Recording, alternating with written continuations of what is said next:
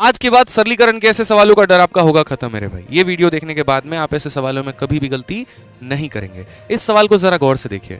√11 जमा √5, √14 जमा √2, √8 जमा √8 हमारा ये बोला गया है और बोला गया कि इसमें सबसे बड़ा कौन है। तो देखो ऐसे सवालों में सम है तो सम देखो, डिफरेंस है तो डिफरेंस देखो।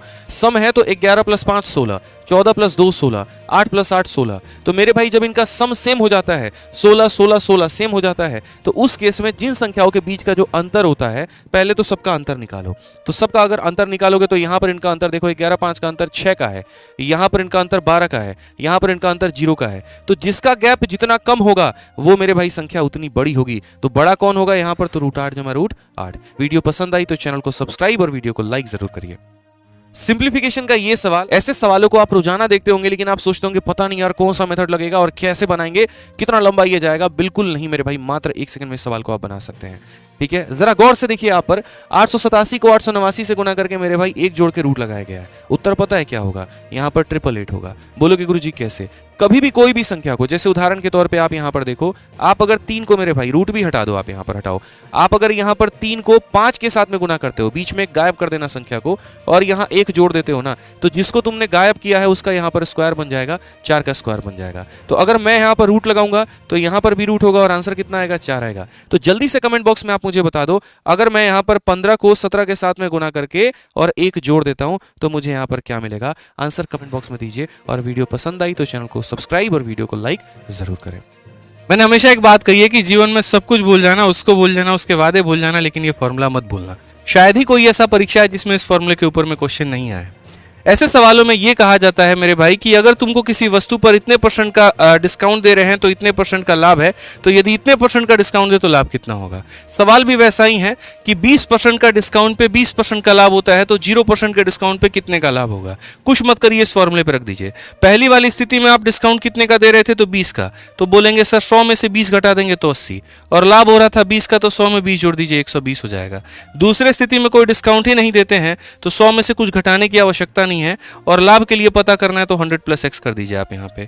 40 से काटेंगे 2 बार में, 40 से काटेंगे 3 बार में, 2 से काटेंगे 50 बार में। 50 का 3 गुना 150 और 150 में से 100 घटाएंगे तो 50 आएगा। ऑप्शन नंबर सी जो होगा करेक्ट आंसर होगा। पसंद आए तो वीडियो लाइक और चैनल को सब्सक्राइब जरूर करें। चलिए आइए आज हम आपको कुछ नया सिखाते हैं। ऐसे कोई भी 4 अंक जिनको गुना करने के बाद में 1 जोड़ने के बाद में उनका रूट किया जाए तो उसको 2 सेकंड में कैसे हल किया जाए। अगर कंसेप्ट आएगा ना भाई तो लाइक जरूर करना, ठीक है। आइए, तो ऐसे सवालों को यहाँ पर हल करने के लिए आपको एक नियम याद रखना है, वो है n² प्लस यहाँ पर 3n + 1। अब बोलेंगे सर n के जगह पर क्या रखें? तो n के जगह पर हम आपको बताएंगे, लेकिन उसके पहले वीडियो को लाइक कर दीजिएगा। तो यहाँ पर n के जगह पर वो सबसे छोटी संख्या रखनी है जिससे ये सीरीज शुरू हुआ है। तो n के जगह पर आप यहाँ रखिए 11 का स्क्वायर प्लस यहाँ पर 3 × 11 हमारा 33 और प्लस हमारा 1। तो यहाँ पर हो जाएगा 121 में आपको कितना जोड़ना है? 34। कुल मिलाकर मेरे भाई आपका आंसर 155 हो जाएगा। ठीक है, आप फटाफट एक काम करिए, जल्दी से कमेंट बॉक्स में आंसर दे दीजिए इसका आंसर कितना होगा। ये आपके लिए होमवर्क है। Thank you. चलिए देखिए, तो प्रतिशत का एक ऐसा सवाल हल परीक्षा में पूछे जाते हैं। आपके यूपी कांस्टेबल के लिए तो बहुत ही जबरदस्त सवाल है ये, लेकिन ऐसे सवालों को कैसे 1 मिनट के अंदर में हल किया जाएगा वो भी देखिए। इसमें लिखा गया 40%, तो आपको पता है इसको लिखना है 40/100। 120% को आप लिखेंगे यहाँ पर 120/100। उसके बाद 85% को आप लिखेंगे यहाँ पे 85/100 और यहाँ पर 800 को आप लिखेंगे सर ये हमारा 800 हो गया। सारे गुना में है तो गुना कर दिया। अब यहाँ पे आप देखिए 2 0 से आपके दोनों 0 खत्म हो गए, 1 और 1 0 से आपका ये पूरा खत्म हो गया। 5 से आप काटेंगे 17 बार में, 5 से काटेंगे 20 बार में। 4 से आप यहाँ पर 4 से छोड़िए, 2 से काटिए 2 बार में, 2 से काटिए मेरे भाई 10 बार में। अब ये 10 जो है ना, ये पूरी तरीके से किसी को भी ऊपर में नहीं काट पाएगा, यानी जो भी उत्तर होगा उसमें दशमलव के बाद 1 अंक होगा और यहाँ पर यही ऑप्शन है जिसमें दशमलव के बाद 1 अंक है। ठीक है भैया, सरलीकरण का बहुत ही वायरल सवाल है और लोग बहुत कंफ्यूज होते हैं इसके अंदर में। कुछ भी उल्टे सीधे ट्रिक लगा लेते हैं आंसर और वहां कट जाते हैं उनके 3 नंबर। ऐसा नहीं करना है। ऐसे सवालों में जिनके ऊपर में कुछ डिजिट के ऊपर में बार होगा और कुछ के ऊपर में नहीं होगा, तो हल करने का क्या है? मात्र 2 नियम। नियम नंबर 1, आप ये काउंट करिए कि कितने संख्याओं के ऊपर में बार है, और नियम नंबर 2, कितने के ऊपर में बार नहीं है।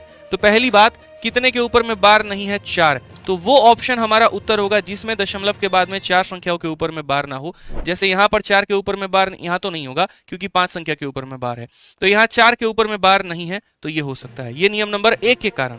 और नियम नंबर 2 क्या बोलता है? वो ये बोलता है जितने के ऊपर में बार है उनका एलसीएम ले लो। जैसे 1, 3 और 1, 1, 3 और 1 एलसीएम कितना होता है? 3। यानी यहाँ पर 3 अंकों के ऊपर में बार होगा और यहाँ 3 अंकों के ऊपर में बार है, तो ऑप्शन नंबर बी आंसर है। यानी सही ऑप्शन कौन सा होगा? जहां पर आपको दोनों नियम फॉलो करेंगे। तो जल्दी से मुझे इस सवाल का आंसर दे दीजिए फटाफट मेरे भाई कमेंट बॉक्स में। आपने अक्सर ऐसे सवालों को देखा होगा जहां पर एक संख्या को लगातार रूट के अंदर रूट के अंदर रूट के अंदर रूट के अंदर जो है मल्टीप्लाई करके इनफाइनाइट तक पहुंचाया गया होगा।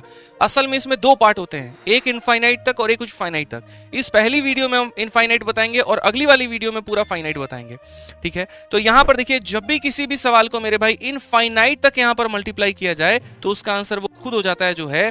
अगर मान लीजिए रूट 42 रूट 42 रूट 42 है तो कितना होगा? 42 आंसर होगा।